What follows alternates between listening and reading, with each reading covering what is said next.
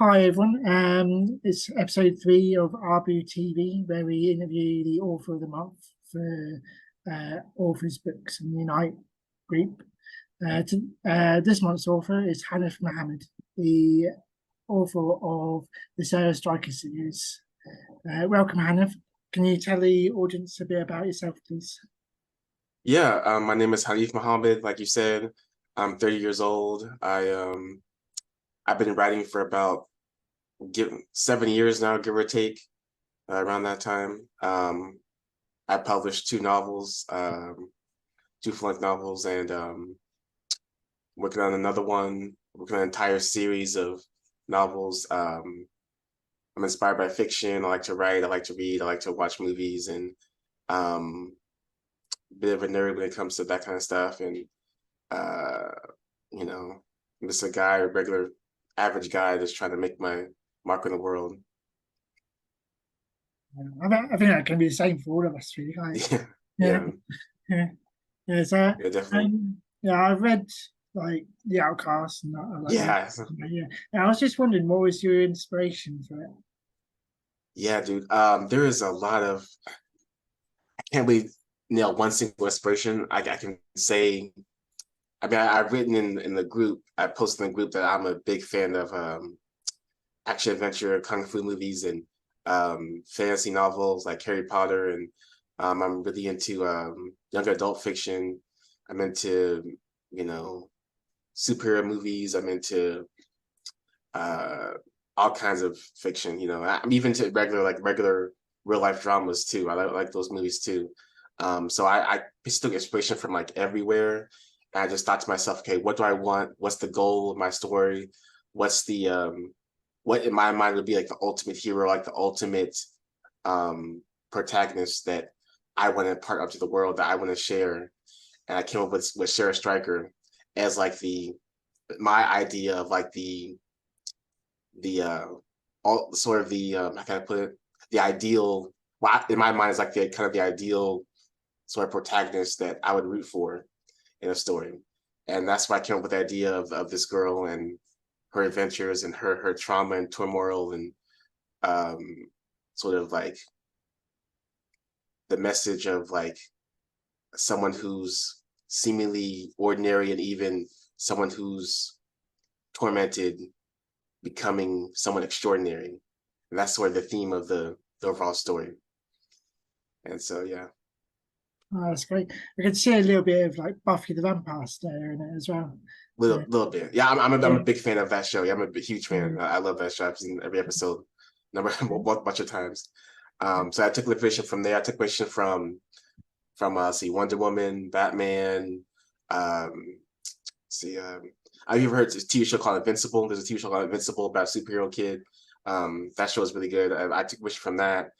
Basically, everything I can that inspires me that I can get my hands on, I take inspiration from it and try to also do my own thing, create my own sort of twist on the superhero type of genre and the fantasy genre, and impart my beliefs, my philosophies onto the story, onto the character, but make her different than me in some ways. Make her different. Make her, someone that can have like a life, someone that can have like a life of its own in a way.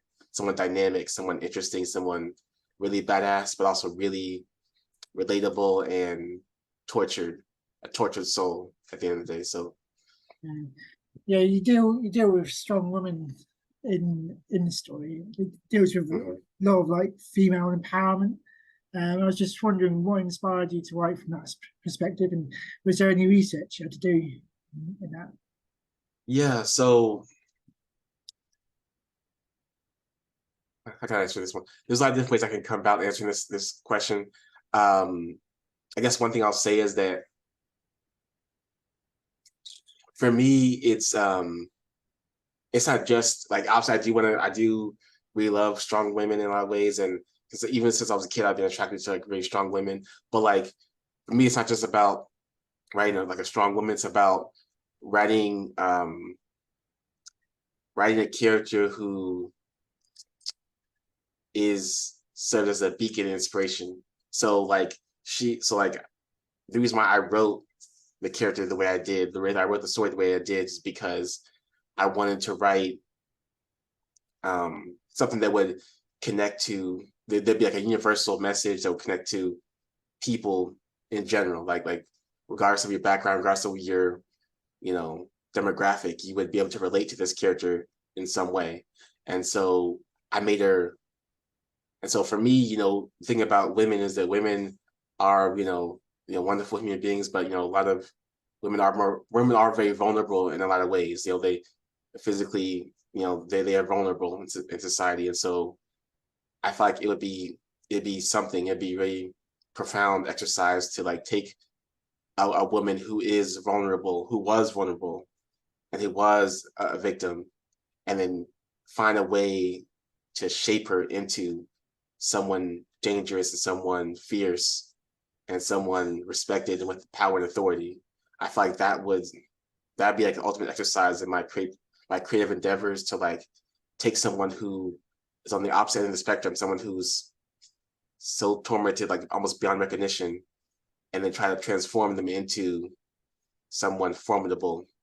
And in doing so, I have the hope to reach people of all types, male and female, reach people from all different walks of life, and inspire them to be greater themselves. So yeah. Yeah, because these women definitely weren't vulnerable in the were they? Yeah, I found it intriguing because, right, as a man, there's an old joke that men can't write women in there because it gets cringy because it includes a lot of like body parts, and I noticed that you didn't stray into that territory, and I thought that was quite intriguing. And, Yeah. yeah. Yeah. So well, just to add to that, like so what I would say is that with that joke, there's some truth to that, but I would say it's not that men can't write women, it's that some men, it's not the priority. Men, we are, it's them, we live in kind of a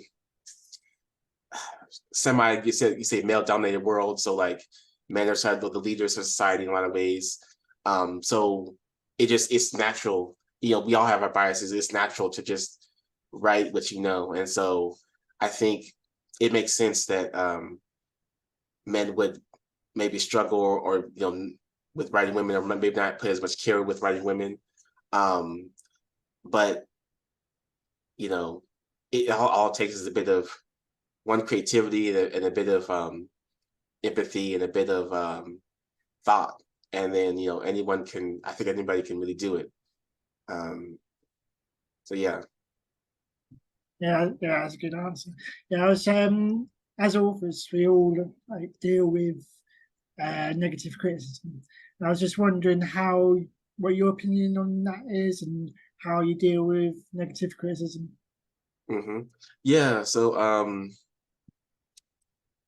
it does hurt sometimes. Like I have this big vision. I want to reach people with it, and sometimes you reach people, sometimes you don't.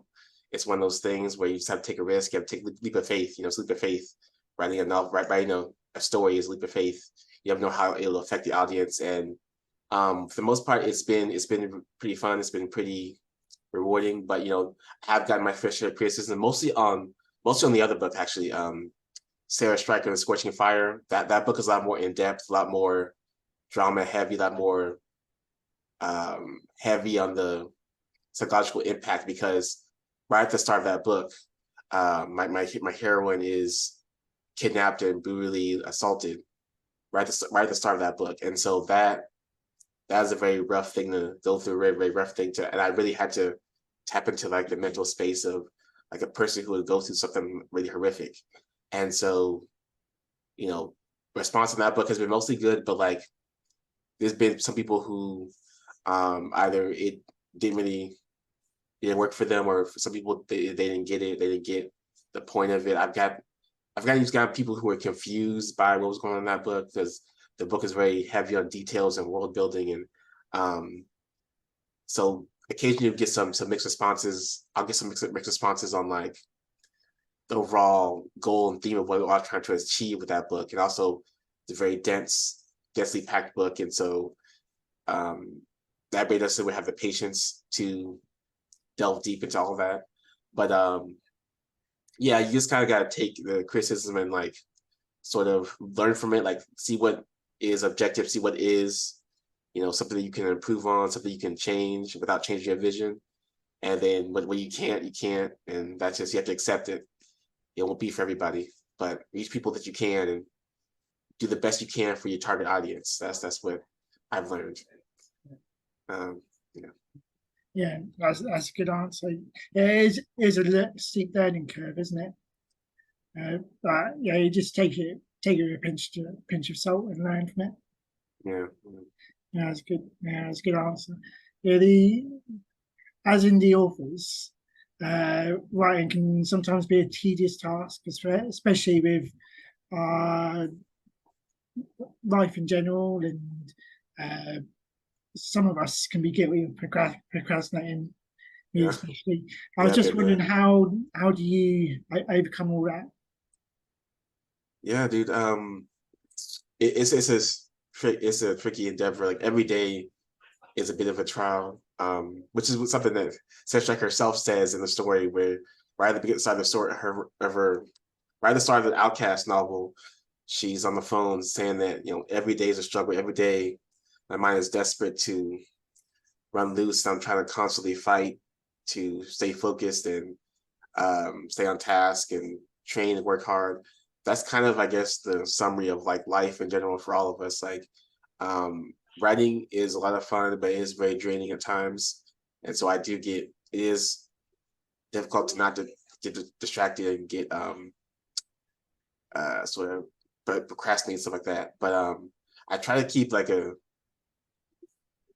consistent sort of pattern, consistent you know discipline where I try to at least write like every other day. Like if I don't write, I'm trying to like read something. I'm reading books. I'm reading books for the group and for other groups. I'm trying to make sure every day at least or every other day I'm focused on doing something to further my writing goals. So I got another novel I'm working on, and I'm trying to stay diligent on that and get that edited and out. And so yeah, it's just constant mental work that you got to do. But I've gotten better over the years. So practice helps. Practice makes perfection, as they say. Yeah, that's a good answer.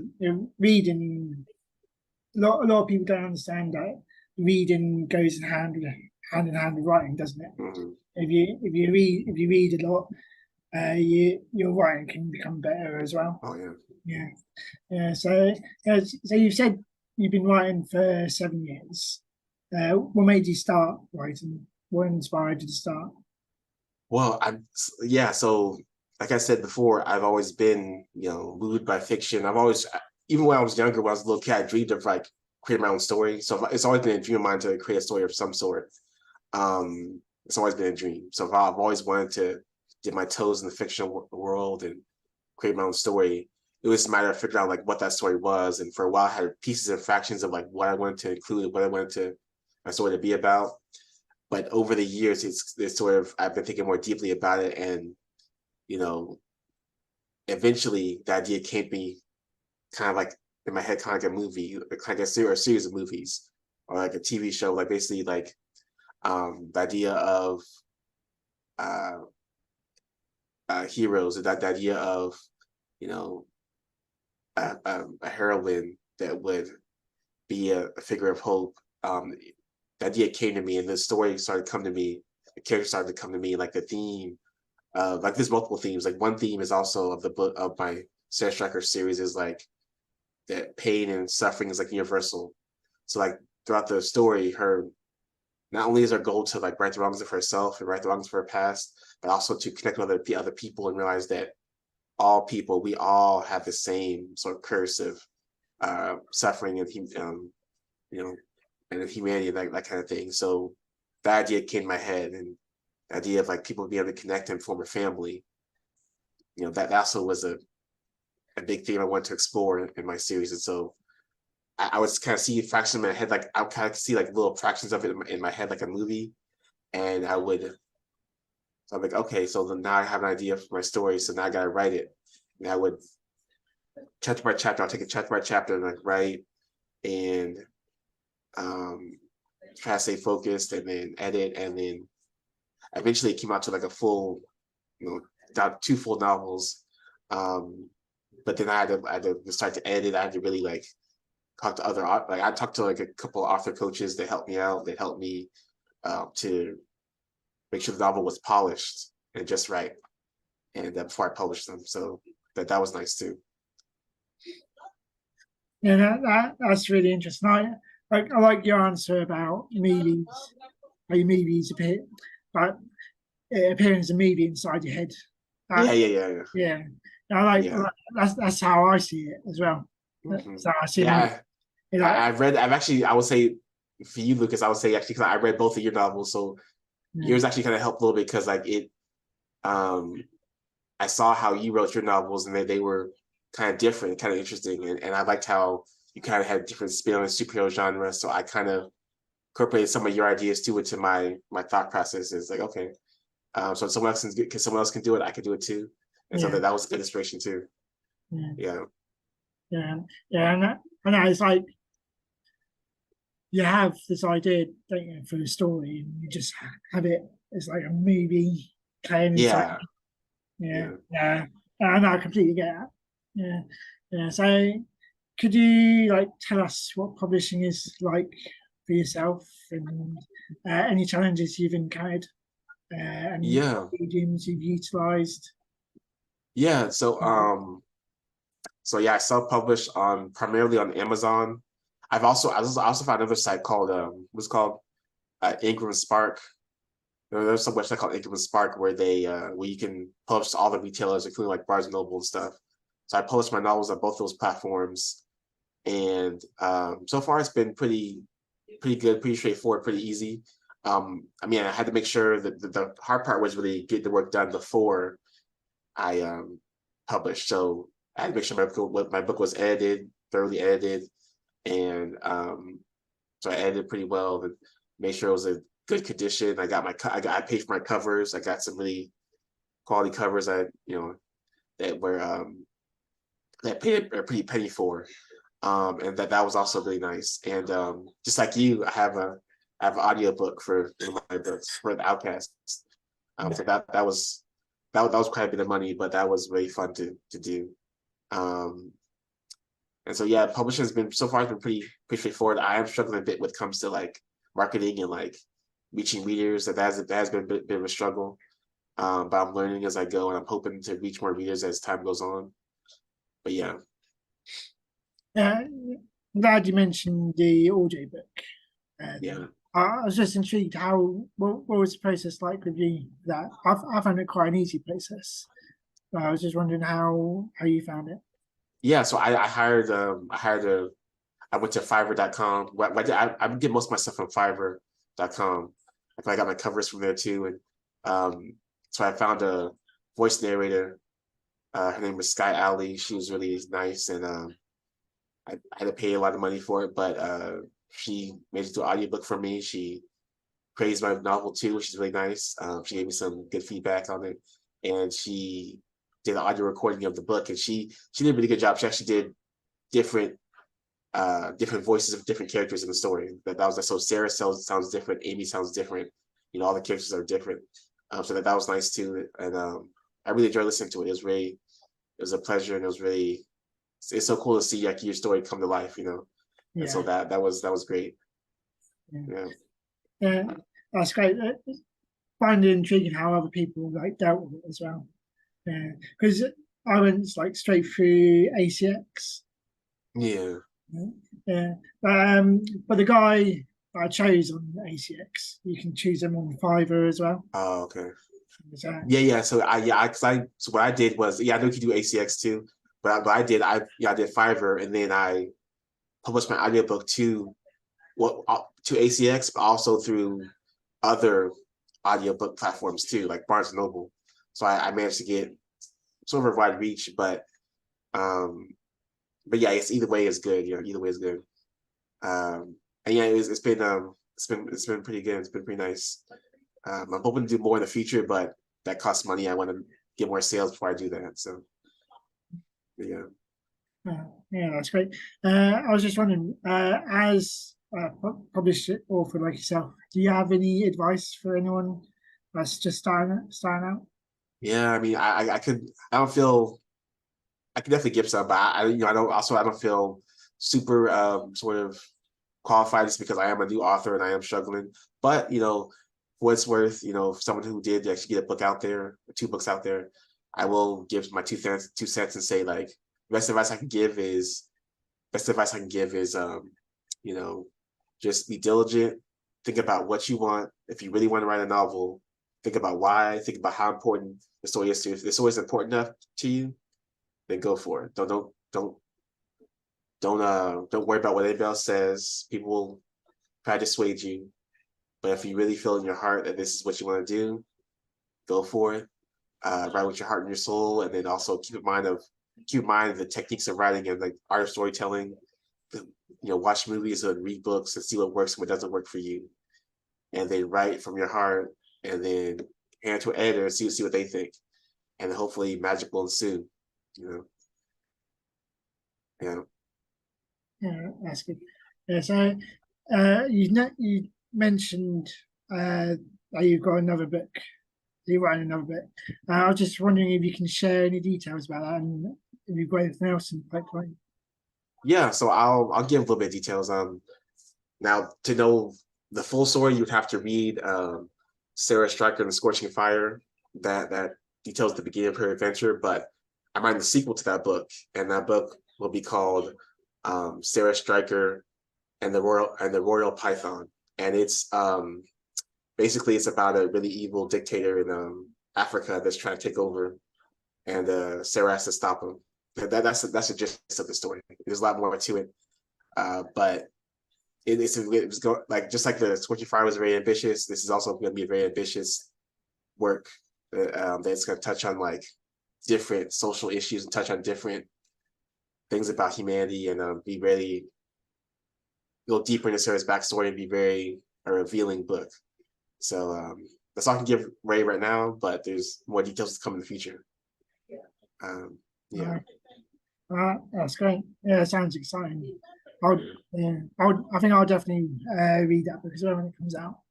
Awesome, thank you. I'll have to get the Scorching Fire. Did you say? Yeah, Scorching Fire. I'll have to get that out soon. So we're nearly at the end of the. I was just wondering, is there anything that you want to share with the group that I haven't asked you?